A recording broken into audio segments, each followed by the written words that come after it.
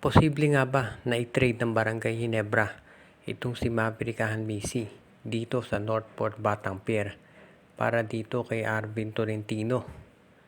Isa ito sa tinitignan ngayong posibilidad ng Barangay Ginebra, lalo na at itong si Jamie Malonzo ay hindi makapaglalaro ngayong Governors Cup dahil meron pa tong iniindang injury. So iyan ngayon yung isang bagay na kinukonsidera nitong Barangay Ginebra na kanilang gagawin. Alam natin lahat na ang Barangay Ginebra ngayon ay gustong gumawa ng paraan para sabihin na natin mabawasan yung mararamdaman nila kapag itong si Malonzo ay hindi naglaro buong conference. Kahit nandyan si Justin Brownlee, syempre iba pa rin pag yung nandyan si Jamie Malonzo. So sa ngayon, ang solusyon nila ay tinitignan kung makukuha nila itong si Arvin Tolentino. Si Arvin Tolentino, ang laki ng in-improve ng laro nung napunta dito sa Northport. At ngayon mukhang gusto ng Barangay Ginebra na mabawi ito. At syempre dagdagan yung kanyang minuto kapag nabalik na dito sa Ginebra. So abangan natin kung itong si Arvin Tolentino nga ay mababalik dito sa Ginebra. Dahil si Tolentino ay isa na sa mga top scorers dito sa PBA. Kinakailangan mataas na yung trade value ng kanyang kapalit.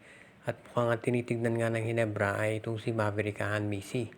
Itong si Misi ay kinokonsidera ngayon na kahit sabihin pa natin medyo inconsistent sa Ginebra, ay isa doon sa mga mataas na trade assets ng Gene Kings na pwede nilang i-offer sa kapalit nitong si Arvin Tolentino. Kung sakasakali na matuloy nga ang trade na to, magiging fair naman yan.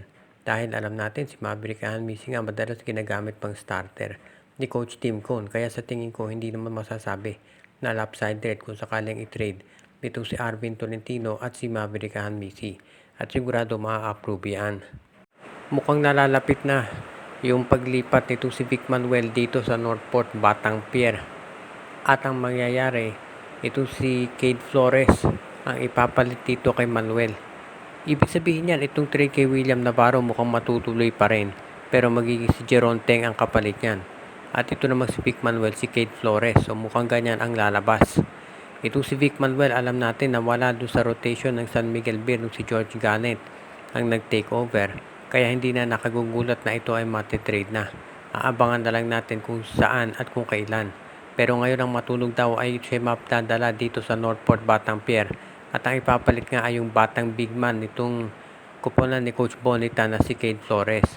Masipag ito si Flores at pwede yan na maging power forward ng San Miguel sa height niya na 6'6". Pwede rin itong maging backup center kung kinakailangan. Pero dahil nandiyan si Mo Tautua, malamang si Tautua ang gawing center ng San Miguel.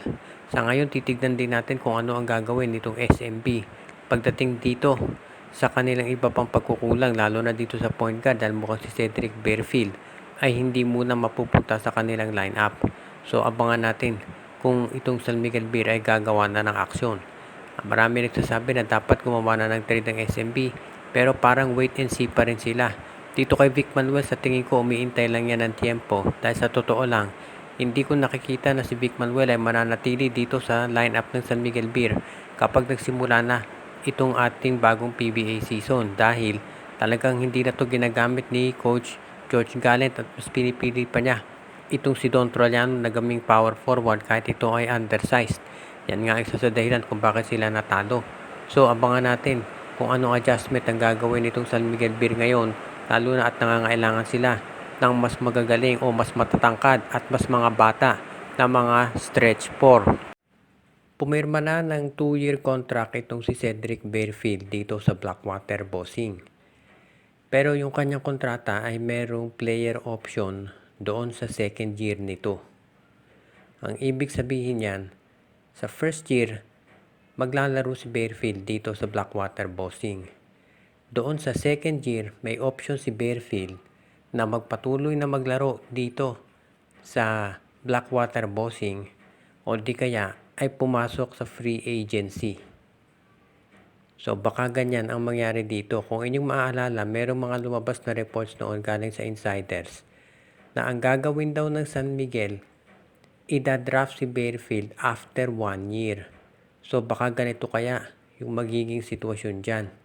Ibig sabihin, after 1 year dito sa Blackwater Bossing ay tsaka lilipat itong si Cedric Bearfield dito sa San Miguel. At dahil magiging isang free agent si Barefield, ibig sabihin, i-release ng Blackwater yung rights sa kanya.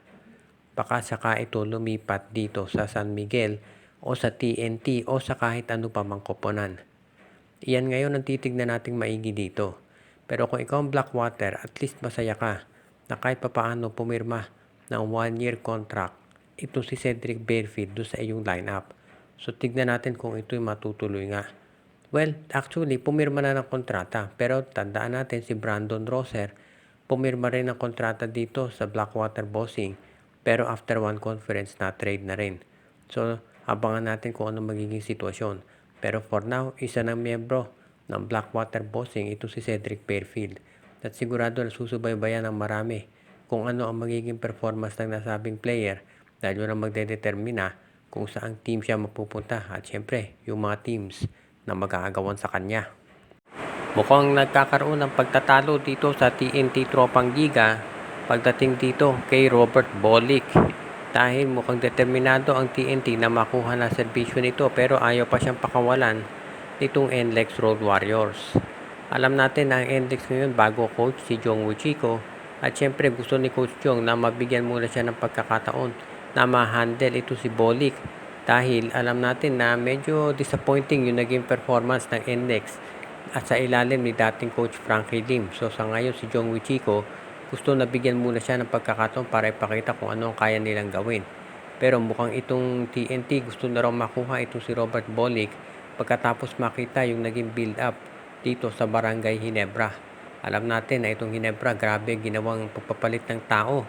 Kaya ngayon hindi na nakapagtataka na ang TNT ay gustong sumabay. So abangan natin kung ganito nga mangyayari.